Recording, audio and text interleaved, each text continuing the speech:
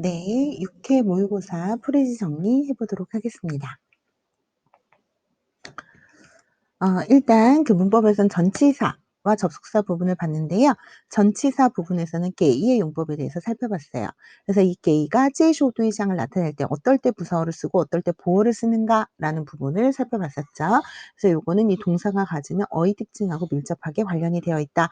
그 외에도 마이는 그 이중 목적어를 가지는 동사로 쓰일 때에는 요런 식으로 마이타이 수화 하지만 이땐 제이쇼對象이 아니라 이제 그 마이 탔나 그러니까 종 탔나 말라 이수화라는 의미가 된다라는 거죠. 그래서 그로부터 샀다라는 이런 기점을 나타내는 의미가 된다라는 것이고요. 그다음에 개인은 그 외에도 쇼이저도 나타낼 수 있고 쇼승저도 나타낼 수 있고요. 그다음에 실시저와 정쇼저, 빼이와 바의 의미도 가지게 된다.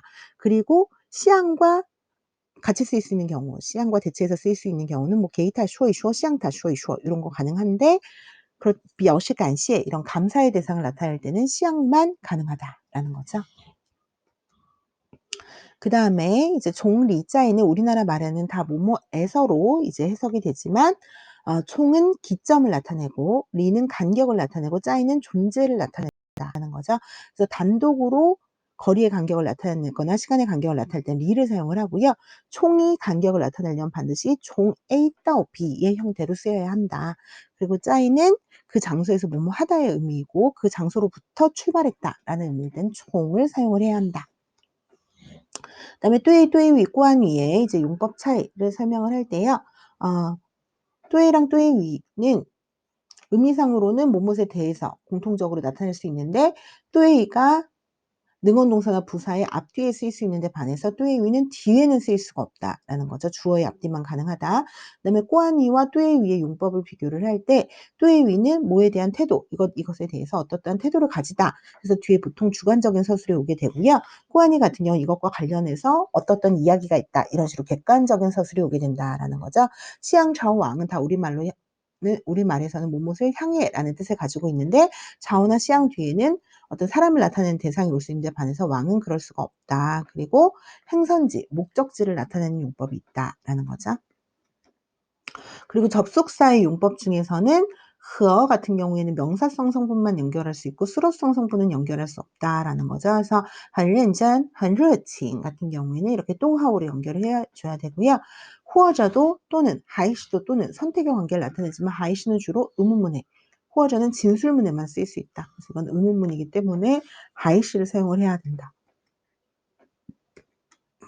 그다음에 어휘 파트에서 화루어 부분을 살펴봤는데요.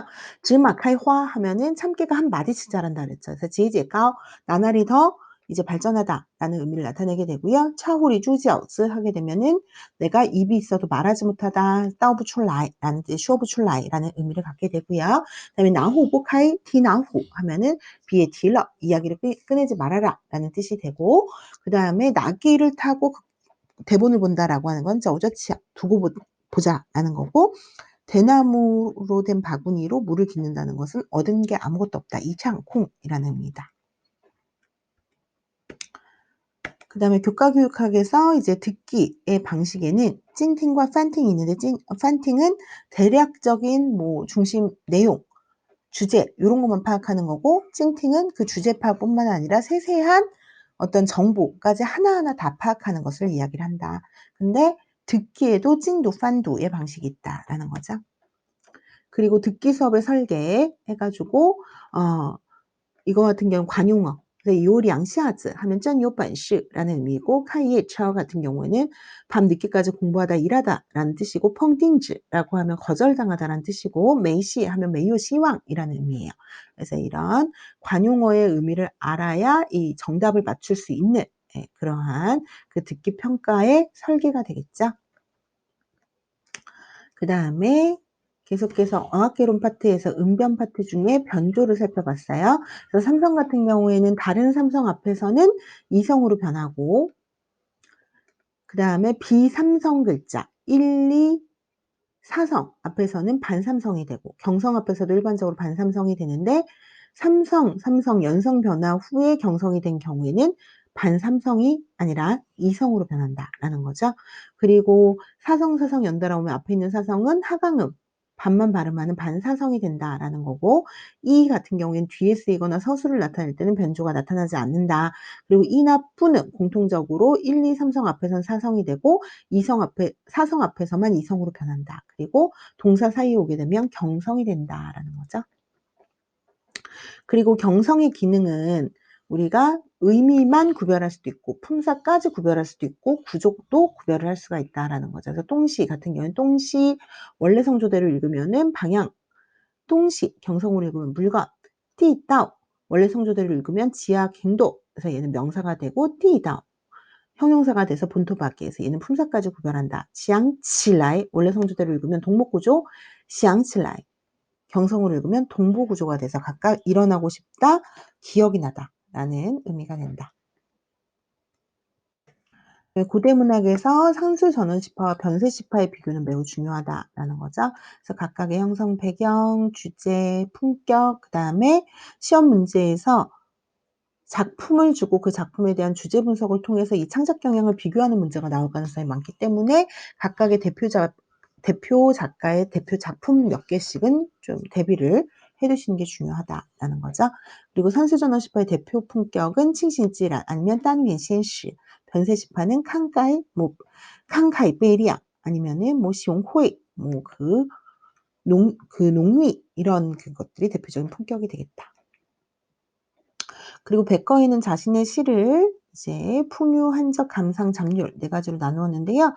그중에서 가장 중요하게 다룬 것은 이제 풍유시이다. 풍유는 겸재, 세상을 다스리는 이치 이야기하고요.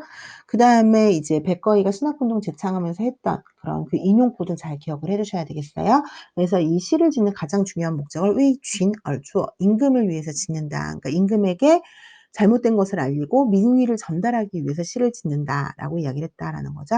그래서 이 인용구는 많이 나오는 것들이니까 꼭 다 기억을 해 두셔야 되겠고요. 그다음에 현대문학에서 좌익 시기의 그 중요 소설 유파, 경파, 해파, 경미를 비교를 해 봤는데요. 경파와 경미는 둘 다 베이징을 근간으로 했고요. 경파는 현실주의이지만 정치적인 공리적인 관점에서 이용당하지 않아야 되는 예. 그래서 자유주의 작가군이었고요. 대표적인 게 심종문의 비엔청 되겠고요. 그다음에 경파와 반대편에 서 있는 게 해파인데 해파는 상해를 중심으로 해서 그래서 객관적인 현실에 대한 묘사보다는 주관적인 감정에 대한 묘사, 심리에 대한 묘사를 많이 했고요. 현대주의, 낭만주의적 기조를 가지고 있다라는 거죠. 그리고 통속화, 상업화를 추구했다.